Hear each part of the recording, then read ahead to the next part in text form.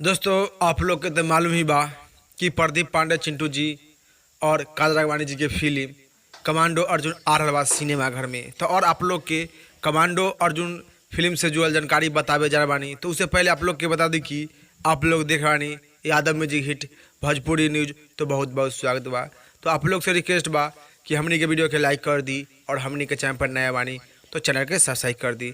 चलिए आप लोग के बता दी कि प्रदीप पांडे चिंटू जी और काजल राघवानी जी की फिल्म कमांडो अर्जुन जो कि 10 तारीख के सिनेमाघर में रिलीज होने जा रहा सिर्फ बिहार में। जो सिर्फ बिहार में 10 तारीख रिलीज होने जा रहा ओहो जो कि कल बीच परसों जो कल बीच परसों आप लोग के प्रदीप पांडे चिंटू जी की फिल्म कमांडो अर्जुन सिनेमाघर में देखे मिली सिर्फ बिहार में।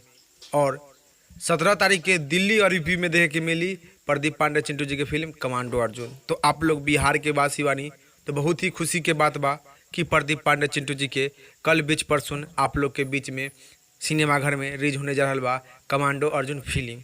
तो आप लोग के छोटा सा जानकारी बतावे के रहे कि कल बीच परसों आप लोग के बीच में प्रदीप पांडे चिंटू जी के फिल्म कमांडो अर्जुन सिनेमाघर में रिलीज होने जा रहा बा।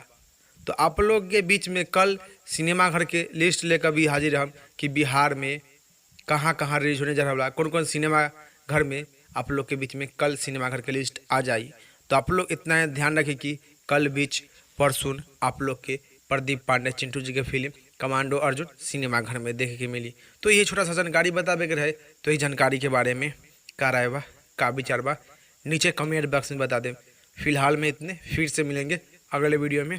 जय हिंद, जय भोजपुरी।